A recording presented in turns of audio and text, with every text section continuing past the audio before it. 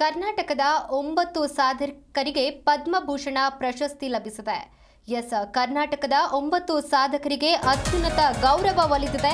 ಹಿರಿಯ ನಟ ಅನಂತ್ ನಾಗ್ಗೂ ಕೂಡ ಪದ್ಮಭೂಷಣ ಪ್ರಶಸ್ತಿ ಲಭಿಸಿದೆ. ಕಲೆ ವಿಭಾಗದಲ್ಲಿ ಲಕ್ಷ್ಮೀ ನಾರಾಯಣ್ ಸುಬ್ರಮಣಿಯನ್ಗೂ ಕೂಡ ಪದ್ಮಭೂಷಣ ಪ್ರಶಸ್ತಿ ಲಭಿಸಿದೆ. ಸಾಹಿತ್ಯ ಪತ್ರಿಕೋದ್ಯಮ ಕ್ಷೇತ್ರದಲ್ಲಿ ಎ ಸೂರ್ಯಪ್ರಕಾಶ್ ಹಾಗೂ ಹಾಸನ ರಘು ಅವರ ಸಾಧನೆಗೂ ಕೂಡ ಪದ್ಮಶ್ರೀ ಗೌರವ ಒಲಿದಿದೆ. ಕರ್ನಾಟಕದ 9 ಸಾಧಕರಿಗೆ ಅತ್ಯುನ್ನತ ಗೌರವ ಒಲಿದಿದೆ. ಹಿರಿಯ ನಟ ಅನಂತ್ ನಾಗ್ಗೂ ಕೂಡ ಪದ್ಮಭೂಷಣ ಪ್ರಶಸ್ತಿ ಲಭಿಸಿದೆ. ಕಲೆ ವಿಭಾಗದಲ್ಲಿ ಲಕ್ಷ್ಮೀ ನಾರಾಯಣ್ ಸುಬ್ರಮಣಿಯನ್, ಇನ್ನು ಸಾಹಿತ್ಯ ಪತ್ರಿಕೋದ್ಯಮ ಕ್ಷೇತ್ರದಲ್ಲಿ ಎ ಸೂರ್ಯಪ್ರಕಾಶ್, ಇನ್ನು ಹಾಸನ ರಘು ಅವರ ಸಾಧನೆಗೂ ಕೂಡ ಪದ್ಮಶ್ರೀ ಗೌರವ ಒಲಿದಿದೆ.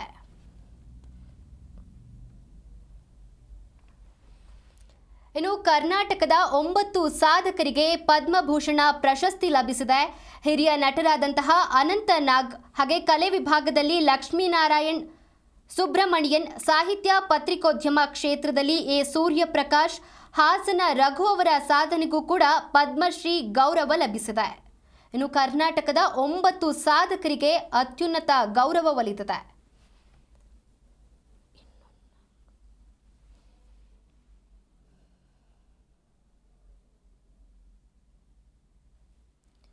ಇನ್ನು ಕಲೆ ವಿಭಾಗದಲ್ಲಿ ಲಕ್ಷ್ಮೀನಾರಾಯಣ್ ಸುಬ್ರಮಣಿಯನ್ ಅವರಿಗೆ, ಇನ್ನು ಸಾಹಿತ್ಯ ಪತ್ರಿಕೋದ್ಯಮ ಕ್ಷೇತ್ರದಲ್ಲಿ ಎ ಸೂರ್ಯಪ್ರಕಾಶ್, ಇನ್ನು ಹಾಸನ ರಘು ಅವರ ಸಾಧನೆಗೂ ಕೂಡ ಪದ್ಮಶ್ರೀ ಗೌರವ ಸಿಕ್ಕಿರುವಂಥದ್ದು. ಒಟ್ಟಾಗಿ ಕರ್ನಾಟಕದಲ್ಲಿ 9 ಸಾಧಕರಿಗೆ ಅತ್ಯುನ್ನತ ಗೌರವ ಲಭಿಸಿದೆ. ಹಿರಿಯ ನಟರಾದಂತಹ ಅನಂತ್ ನಾಗ್, ಹಾಗೆ ಕಲೆ ವಿಭಾಗದಲ್ಲಿ ಲಕ್ಷ್ಮೀನಾರಾಯಣ್ ಸುಬ್ರಮಣಿಯನ್, ಸಾಹಿತ್ಯ ಪತ್ರಿಕೋದ್ಯಮ ಕ್ಷೇತ್ರದಲ್ಲಿ ಎ ಸೂರ್ಯಪ್ರಕಾಶ್, ಹಾಸನ ರಘು ಅವರ ಸಾಧನೆಗೂ ಕೂಡ ಈಗ ಪದ್ಮಶ್ರೀ ಗೌರವ ಲಭಿಸಿದೆ.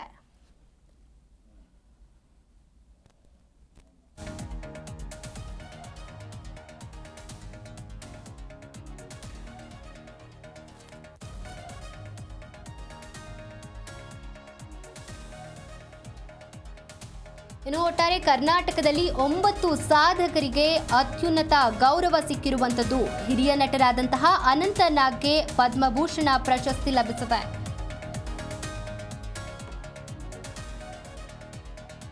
ಇನ್ನು ಕಲೆ ವಿಭಾಗದಲ್ಲಿ ಲಕ್ಷ್ಮೀನಾರಾಯಣ್ ಸುಬ್ರಮಣಿಯನ್, ಇನ್ನು ಸಾಹಿತ್ಯ ಪತ್ರಿಕೋದ್ಯಮ ಕ್ಷೇತ್ರದಲ್ಲಿ ಎ ಸೂರ್ಯಪ್ರಕಾಶ್, ಹಾಸನ ರಘು ಅವರ ಸಾಧನೆಗೆ ಪದ್ಮಶ್ರೀ ಗೌರವ ಲಭಿಸಿದೆ.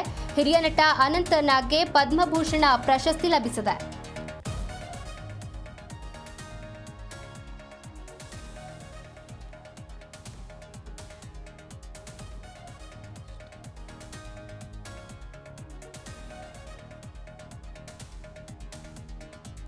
ಇನ್ನು 76ನೇ ಗಣರಾಜ್ಯೋತ್ಸವ ಹಿನ್ನೆಲೆಯಲ್ಲಿ ಪದ್ಮ ಪ್ರಶಸ್ತಿಗಳ ವಿಜೇತರ ಪಟ್ಟಿಯನ್ನ ಕೇಂದ್ರ ಸರ್ಕಾರ ಪ್ರಕಟಿಸಿದೆ.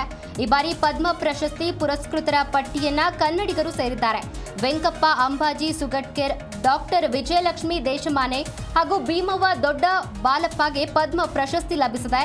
ಕರ್ನಾಟಕದ ಜಾನಪದ ಗಾಯಕರಾಗಿ ಜನಪ್ರಿಯತೆ ಪಡೆದಂತಹ 81 ವರ್ಷದ ವೆಂಕಪ್ಪ ಅಂಬಾಜಿ ಸುಗಟ್ಕೇರ್ ಅವರಿಗೆ ಪದ್ಮ ಪ್ರಶಸ್ತಿ ಲಭಿಸಿದೆ. 2024 ಫೆಬ್ರವರಿಯಲ್ಲಿ ಪ್ರಧಾನಿ ನರೇಂದ್ರ ಮೋದಿ ತಮ್ಮ 110ನೇ ಮನ್ ಕಿ ಬಾತ್ನಲ್ಲಿ ವೆಂಕಪ್ಪ ಅಂಬಾಜಿ ಸುಗಟ್ಕರ್ ಹೆಸರನ್ನ ಉಲ್ಲೇಖಿಸಿದ್ರು. ಕೊಪ್ಪಳ ಮೂಲದ ತೊಗಲುಗೊಂಬೆಯಾಟದ ಹಿರಿಯ ಕಲಾವಿದ ಭೀಮವ್ವ ದೊಡ್ಡ ಬಾಳಪ್ಪ ಅವರಿಗೆ ಪದ್ಮಶ್ರೀ ಪ್ರಶಸ್ತಿ ಲಭಿಸಿದೆ. ಕಲಬುರಗಿ ಮೂಲದ ದೇಶದ ಹೆಸರಾಂತ ಕ್ಯಾನ್ಸರ್ ತಜ್ಞೆ, ರೋಗಿಗಳ ಪಾಲಿನ ಸಾಕ್ಷಾತ್ ಧನ್ವಂತರಿ ಎಂದೇ ಹೆಸರಾಗಿರುವಂತಹ ಡಾಕ್ಟರ್ ವಿಜಯಲಕ್ಷ್ಮಿ ದೇಶಮಾನೆ ಅವರಿಗೆ ಪದ್ಮಶ್ರೀ ಪ್ರಶಸ್ತಿ ಲಭಿಸಿದೆ. 1980ರಲ್ಲಿ ಹುಬ್ಬಳ್ಳಿಯ ಕಿಮ್ಸ್ನಲ್ಲಿ ವೈದ್ಯಕೀಯ ಪದವಿಯನ್ನ ಪಡೆದಿದ್ರು. 1985ರಲ್ಲಿ ಬಳ್ಳಾರಿಯ ವೈದ್ಯಕೀಯ ಕಾಲೇಜಿನಲ್ಲಿ ಶಸ್ತ್ರಚಿಕಿತ್ಸೆಯಲ್ಲಿ ಸ್ನಾತಕೋತ್ತರ ಪದವಿಯನ್ನ ಪಡೆದಿದ್ದು, 1985ರಲ್ಲಿ ಕಿದ್ವಾಯಿ ಸ್ಮಾರಕ ಕ್ಯಾನ್ಸರ್ ಆಸ್ಪತ್ರೆಗೆ ಸೇರಿಕೊಂಡಿದ್ರು. ಇನ್ನು 1989ರಲ್ಲಿ ಮುಂಬೈನ ಟಾಟಾ ಸ್ಮಾರಕ ಆಸ್ಪತ್ರೆಯಲ್ಲಿ ಕ್ಯಾನ್ಸರ್ ಶಸ್ತ್ರಚಿಕಿತ್ಸೆಯ ತರಬೇತಿ ನಂತರ ಅವರು 1993ರಲ್ಲಿ ಭಾರತೀಯ ಶಸ್ತ್ರಚಿಕಿತ್ಸಕರ ಸಂಘದ FAIS ಫೆಲೋಶಿಪ್ಗೆ ಪಾತ್ರರಾದರು. ಕಿದ್ವಾಯಿ ಸ್ಮಾರಕ ಕ್ಯಾನ್ಸರ್ ಸಂಸ್ಥೆಯ ಶಸ್ತ್ರಚಿಕಿತ್ಸಾ ವಿಭಾಗದ ಪ್ರಾಧ್ಯಾಪಕಿ, ಮುಖ್ಯಸ್ಥೆ, ಸಂಸ್ಥೆಯ ನಿರ್ದೇಶಕಿಯೂ ಕೂಡ ಆಗಿದ್ರು. ಸ್ತನ ಕ್ಯಾನ್ಸರ್ ಕುರಿತು ಜಾಗೃತಿ ಅಭಿಯಾನ ಆರಂಭಿಸಿದ್ರು. ಕರ್ನಾಟಕ ಕ್ಯಾನ್ಸರ್ ಸೊಸೈಟಿಯ ಉಪಾಧ್ಯಕ್ಷೆಯಾಗಿದ್ರು. ಇವರಿಗೆ ರಾಜ್ಯೋತ್ಸವ ಪ್ರಶಸ್ತಿ, ಮಹಿಳಾ ವಿಶ್ವವಿದ್ಯಾಲಯದ ಗೌರವ ಡಾಕ್ಟರೇಟ್, ಅಂತಾರಾಷ್ಟ್ರೀಯ ವಲಯ ಸೊಸೈಟಿಯ ಉಪಾಧ್ಯಕ್ಷೆಯಾಗಿದ್ರು. ಇವರಿಗೆ ರಾಜ್ಯೋತ್ಸವ ಪ್ರಶಸ್ತಿ, ಮಹಿಳಾ ವಿಶ್ವವಿದ್ಯಾಲಯ ಗೌರವ ಡಾಕ್ಟರೇಟ್, ಅಂತಾರಾಷ್ಟ್ರೀಯ ವಲಯ, ರಾಷ್ಟ್ರೀಯ ರತ್ನ, ಕೆಂಪೇಗೌಡ ಪ್ರಶಸ್ತಿಗಳು ಕೂಡ ದೊರೆತಿದೆ.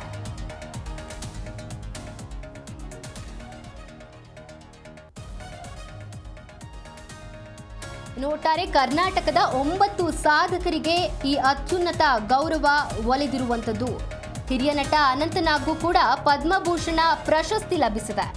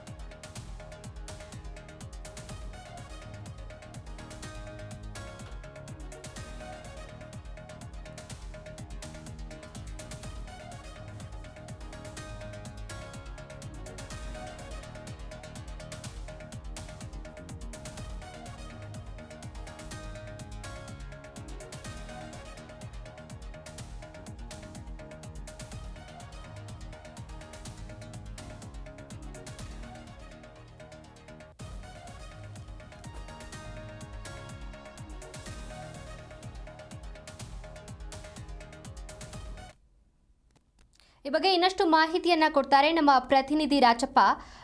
ಕರ್ನಾಟಕದ 9 ಸಾಧಕರಿಗೆ ಇದೀಗ ಅತ್ಯುನ್ನತ ಗೌರವ ಒಲಿದಿದೆ. ಇನ್ನು ಯಾವ್ಯಾವ ಕ್ಷೇತ್ರದಲ್ಲಿ ಈ ಪ್ರಶಸ್ತಿ ಸಿಕ್ಕಿದೆ ಅಂತ? ದಿವ್ಯಾ, ಈ ಬಾರಿ ಕರ್ನಾಟಕಕ್ಕೆ ಇನ್ನು ಕೇಂದ್ರ ಸರ್ಕಾರ, ವಿಶೇಷವಾಗಿ ಕೇಂದ್ರದ ಗೃಹ ಇಲಾಖೆ ನೀಡುವಂತಹ ಪ್ರಶಸ್ತಿಗಳಲ್ಲಿ ಅತ್ಯುನ್ನತ ಪ್ರಶಸ್ತಿಗಳು, ಮೊದಲನೇದು ಭಾರತ ರತ್ನ ಪ್ರಶಸ್ತಿ. ಅದರ ಭಾರತ ರತ್ನ ಪ್ರಶಸ್ತಿ ಉಳಿದಂತೆ ಪದ್ಮವಿಭೂಷಣ, ಪದ್ಮಭೂಷಣ ಮತ್ತು ಪದ್ಮಶ್ರೀ ಪ್ರಶಸ್ತಿಗಳು ಅತ್ಯಂತ ದೇಶದ ಪ್ರತಿಷ್ಠಿತ ಪ್ರಶಸ್ತಿಗಳು ಮತ್ತು ಅತ್ಯುನ್ನತ ಸಾಧನೆ ಮಾಡುವಂತವರಿಗೆ ನೀಡಲಾಗುವಂತಹ ಪ್ರಶಸ್ತಿಗಳನ್ನ ಈ ಬಾರಿ ಕರ್ನಾಟಕದ 9 ಜನರಿಗೆ ಸಾಧಕರನ್ನು ಗುರುತಿಸಿರುವಂತದ್ದು. ಮೊದಲನೇದಾಗಿ ಈ ಒಂದು ಸಾಧಕರಿಗೆ ಸಂದಂತ ಒಂದು ಗೌರವ ಅಂತ ಹೇಳಿ ತಪ್ಪಾಗೋದಿಲ್ಲ. ಮತ್ತು ಇದು ಈ ಬಾರಿ ಅತಿ ಹೆಚ್ಚು 9 ಸಾಧಕರಿಗೆ ಕರ್ನಾಟಕದಿಂದ ಈ ಒಂದು ಪದ್ಮ ಪ್ರಶಸ್ತಿಗಳನ್ನ ಪ್ರಕಟ ಮಾಡೋದು ಹೆಚ್ಚುಗಾರಿಕೆ ಅಂತ ಹೇಳಿದ್ರೆ ತಪ್ಪಾಗೋದಿಲ್ಲ. ಮೊದಲನೇದಾಗಿ ಕಲಾ ವಿಭಾಗದಲ್ಲಿ ಪದ್ಮವಿಭೂಷಣ ಕಲಾ ವಿಭಾಗದಲ್ಲಿ ಲಕ್ಷ್ಮೀನಾರಾಯಣ ಸುಬ್ರಹ್ಮಣ್ಯ ಅವರಿಗೆ ಪದ್ಮವಿಭೂಷಣ ಪ್ರಶಸ್ತಿಯನ್ನ ಪ್ರಕಟ ಮಾಡಲಾಗಿದೆ. ಅದೇ ರೀತಿ ಪದ್ಮಭೂಷಣ ಪ್ರಶಸ್ತಿಯನ್ನ ಇಬ್ಬರಿಗೆ ನೀಡಲಾಗಿದೆ. ಸೂರ್ಯಪ್ರಕಾಶ್, ಅದೇ ರೀತಿ ಹಿರಿಯ ನಟನಾದಂತ ಅನಂತನಾಗ್ ಅವರಿಗೆ ಪದ್ಮವಿಭೂಷಣ ಪ್ರಶಸ್ತಿಯನ್ನ ಕೊಡಲಾಗಿದೆ. ಈ ಪದ್ಮಭೂಷಣ ಪ್ರಶಸ್ತಿಯಲ್ಲಿ ಸಾಹಿತ್ಯ ಕ್ಷೇತ್ರದಲ್ಲಿ ಮತ್ತು ಇವರು ಕೇಂದ್ರ ಸರ್ಕಾರದಲ್ಲಿ ಇರ್ಬೋದು, ಮತ್ತೆ ಕೇಂದ್ರದ ವಾರ್ತಾ ಮತ್ತು ಪ್ರಸಾರ ಇಲಾಖೆ ಇರ್ಬೋದು, ಅದೇ ರೀತಿ ಬೇರೆ ಬೇರೆ ಒಂದು ಸಂಸ್ಥೆಗಳಲ್ಲಿ ದುಡಿದಂತಹ ಸೂರ್ಯಪ್ರಕಾಶ್ ಅವರಿಗೆ ಈ ಬಾರಿ ಪ್ರಶಸ್ತಿ ಪತ್ರಿಕೋದ್ಯಮಕ್ಕೆ ಸಂದಿರುವಂತದ್ದು ನಿಜಕ್ಕೂ ವಿಶೇಷ ಮತ್ತು ಅಚ್ಚರಿಯ ಬೆಳವಣಿಗೆ. ಅದೇ ರೀತಿ ಹಿರಿಯ ನಟನಾದಂತ ಅನಂತನಾಗ್ ಅವರಿಗೆ ಈ ಹಿಂದೆನೆ ಅವ್ರಿಗೆ ಪದ್ಮಶ್ರೀ ಪ್ರಶಸ್ತಿ ನೀಡಬೇಕಾಯಿತು ಅಂತ ಡಿಮ್ಯಾಂಡ್ ಇತ್ತು. ಈಗ ಅಂತಿಮವಾಗೂ ಅವ್ರಿಗೆ ಪದ್ಮಶ್ರೀ ಪ್ರಶಸ್ತಿಯನ್ನ, ವಿಭೂಷಣ ಪ್ರಶಸ್ತಿನ ಈ ಬಾರಿ ಮಾಡಲಾಗಿದೆ ಮತ್ತು ಡಿಕ್ಲೇರ್ ಮಾಡೋದು ನಿಜಕ್ಕೂ ಕನ್ನಡ ನಾಡಿನ ಮತ್ತು ಸಾಹಿತ್ಯ ಕ್ಷೇತ್ರ ಇರ್ಬೋದು, ಅದೇ ರೀತಿ ರಂಗಭೂಮಿ ಕ್ಷೇತ್ರ, ವಿಶೇಷವಾಗಿ ಅವರು ಬೆಳೆದು ಬಂತ ರಂಗಭೂಮಿ ಕ್ಷೇತ್ರ ಮತ್ತು ಕಲೆ, ಅದೇ ರೀತಿ ಸಿನಿಮಾ ಕ್ಷೇತ್ರಕ್ಕೆ ಕೊಟ್ಟಂತ ಕೊಡುಗೆಗೆ ಸಿಕ್ಕಂತ 2ನೇ ಅತ್ಯುನ್ನತ ಪ್ರಶಸ್ತಿಯಾಗಿದೆ.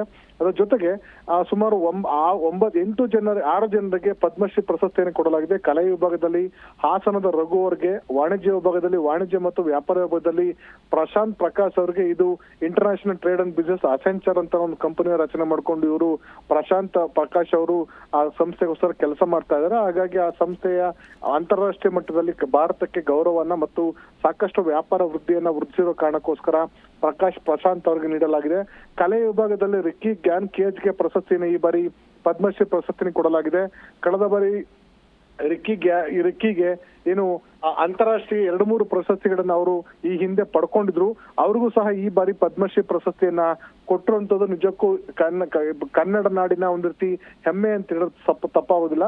ಸಮಾಜ ಸೇವೆ ವಿಭಾಗದಲ್ಲಿ ಅದೇ ರೀತಿ ವೈದ್ಯಕೀಯ ಕ್ಷೇತ್ರದಲ್ಲಿ ಡಾಕ್ಟರ್ ವಿಜಯಲಕ್ಷ್ಮಿ ದೇಶಮಾನೆ ಅವರು ಸುಮಾರು 40 ವರ್ಷಗಳ ಕಾಲ ಅವರು ಆನ್ಕಾಲಜಿ ಡಿಪಾರ್ಟ್ಮೆಂಟ್ ಅಂದ್ರೆ ಏನು ಬೆಂಗಳೂರಿನ ಆನ್ಕಾಲಜಿ ಡಿಪಾರ್ಟ್ಮೆಂಟ್ ಅವರು ಸೇವೆಯನ್ನು ಸಲ್ಲಿಸಿದ್ರು. ವಿಶೇಷವಾಗಿ ಏನು ಈ ಒಂದು ಕ್ಯಾನ್ಸರ್ ಸಂಬಂಧಪಟ್ಟಂತೆ ಸಾಕಷ್ಟು ರಿಸರ್ಚ್ ಮಾಡಿದ್ರು. ದೇಶಕ್ಕೆ ಮತ್ತು ರಾಜ್ಯಕ್ಕೆ ಸಾಕಷ್ಟು ಕೊಡುಗೆ ಕೊಟ್ಟಂತ ವಿಜಯಲಕ್ಷ್ಮಿ ದೇಶಮಾನೆ ಅವ್ರಿಗೆ ಆ ಒಂದು ವಿಭಾಗದವರಿಗೆ ಏನು ವೈದ್ಯಕೀಯ ವಿಭಾಗ ಅದೇ ರೀತಿ ಒಂದು ಸಮಾಜ ಸೇವೆ ವಿಭಾಗದಲ್ಲಿ ಈ ಬಾರಿ ಪದ್ಮಶ್ರೀ ಪ್ರಶಸ್ತಿಯನ್ನು ಪ್ರಕಟ ಮಾಡಲಾಗಿದೆ. ಅದೇ ರೀತಿ ಜಾನಪದ ಕಲಾವಿದರಾದಂತ ವೆಂಕಪ್ಪ ಅಂಬಾಜಿ ಸುಗಟೇಕರ್ ಅವರಿಗೆ, ತೊಗಲುಗೊಂಬೆ ವಿಭಾಗದಲ್ಲಿ ಭೀಮವ್ವ ದೊಡ್ಡವ ಬಾಳಪ್ಪ ಅವರಿಗೂ ಸಹ ಈ ಬಾರಿ ಪ್ರಶಸ್ತಿಯನ್ನು ಪ್ರಕಟ ಮಾಡೋದು ನಿಜಕ್ಕೂ ಕರ್ನಾಟಕದ ಪಾಲಿಗೆ ಈ ಬಾರಿ 2024-25 ಸಾಲಿನ ಸಿಕ್ಕಿರುವಂತಹ 76ನೇ ಗಣರಾಜ್ಯೋತ್ಸವ ಸಂದರ್ಭದಲ್ಲಿ ಕರ್ನಾಟಕಕ್ಕೆ ಒಟ್ಟು 9 ಪ್ರಶಸ್ತಿಗಳು ಲಭ್ಯವಾಗಿವೆ. ಅದರಲ್ಲಿ ಪದ್ಮವಿಭೂಷಣ ಮತ್ತು ಪದ್ಮಭೂಷಣ ಪ್ರಶಸ್ತಿಗಳು ಹೆಚ್ಚಿನ ಪ್ರಮಾಣದಲ್ಲಿ ಸಲ್ಲಿಕೆ ಆಗಿರೋದು ನಿಜಕ್ಕೂ ಕರ್ನಾಟಕ ಪಾಲಿಗೆ ಒಂದು ಹೆಮ್ಮೆ ಅಂತ ಹೇಳಿದ್ರೆ ತಪ್ಪಾಗೋದಿಲ್ಲ. ದಿವ್ಯಾ, ಥ್ಯಾಂಕ್ ಯು ರಾಜಪ್ಪ ನಿಮ್ಮೆಲ್ಲ ಮಾಹಿತಿಗಾಗಿ.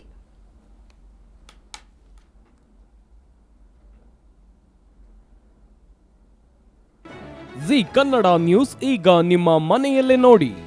ಎಲ್ಲ ಕೇಬಲ್ಗಳಲ್ಲಿ ಈಗ ಲಭ್ಯ. ನಿಮ್ಮ ನೆಚ್ಚಿನ ಜಿ ಕನ್ನಡ ನ್ಯೂಸ್ ಈಗ ಸನ್ ಡೈರೆಕ್ಟ್ ನಲ್ಲಿ number 292, Tata play number 1664, Jio TV number 1334, NXT digital number 30, in cable number 30, city networks 51, U digital number 162, GTPL number 17, Rockline telecommunications number 42, Shri Basaveshwara cable number 168, rural cable network 60, Vinayaka digital 57, Abhishek cable 821, city channel 53, Siddeshwara cable network 57, V4 digital Infotech 628, Surya digital networks 53, Gajanan digital number 836, Malnad Infotech private limited number 56, Metro Cast number 830, Victory digital number 167ರಲ್ಲಿ ನೋಡಿ ಆನಂದಿಸಿ.